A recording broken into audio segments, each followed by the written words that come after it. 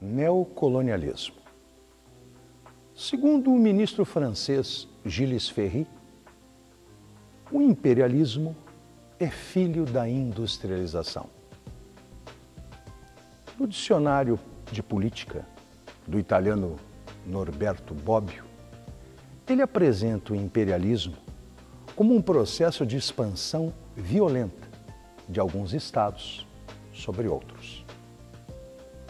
Quando trabalhamos com o fenômeno do imperialismo e do neocolonialismo, vamos ter as suas origens no processo da Revolução Industrial, principalmente da segunda etapa, a partir de 1860, conhecida popularmente como Era do Aço e da Eletricidade. Para entendermos esse fenômeno neocolonialista, temos que levar em consideração 5 fatores, e esses fatores são relacionados ao chamado capitalismo financeiro ou monopolista.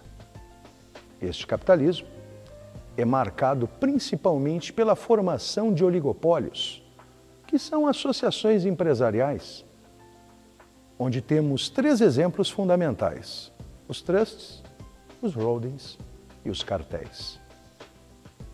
Como fatores desse processo de neocolonialismo, vamos ter a busca de matéria-prima, a busca de mercado consumidor, a exportação de capital, onde países geravam dívidas externas em outros, estabelecendo um laço de dependência.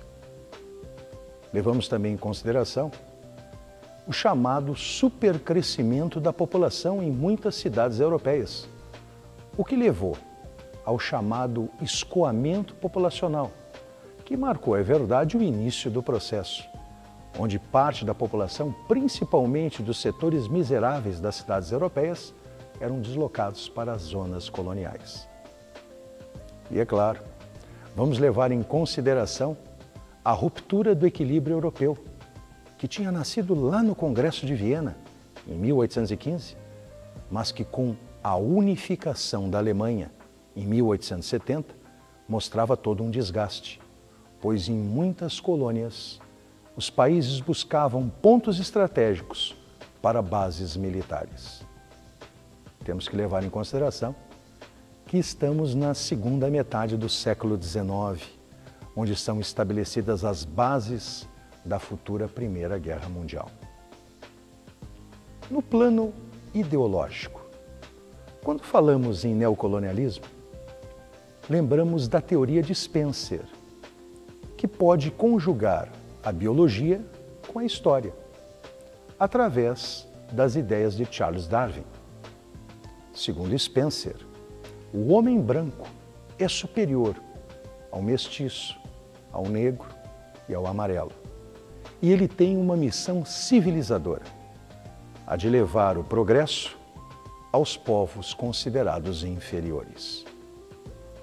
Nesse contexto de superioridade do homem branco, lembramos aquele que é considerado o poeta do imperialismo, Rudyard Kipling, famoso pelo poema O Fardo do Homem Branco. O cenário onde esse neocolonialismo se desenvolveu corresponde ao continente africano e ao continente asiático. Como exemplos dessa busca europeia para complementar os seus interesses industriais, vamos ter várias reações interessantes. Em 1842, a Inglaterra derrota a China na Primeira Guerra do Ópio. O Tratado de Nanquim colocava vários portos chineses sob controle da Inglaterra. A ilha de Hong Kong, por exemplo, ficou sob domínio inglês até 1997. Nos anos 60 do século XIX, temos no Japão a Revolução Meiji, que marcou a modernização daquele país, através da transição do shogunato, que era o sistema feudal japonês, para o capitalismo financeiro monopolista. Nos anos 80 do século XIX, a Conferência de Berlim, organizada por Bismarck, o unificador da Alemanha, conseguiu para a Bélgica o controle sobre o Congo. E a partir da pressão de outros países, nós vamos ter a chamada Partilha da África. Vamos lembrar que as brigas envolvendo o imperialismo conduziram o mundo à Primeira Guerra Mundial.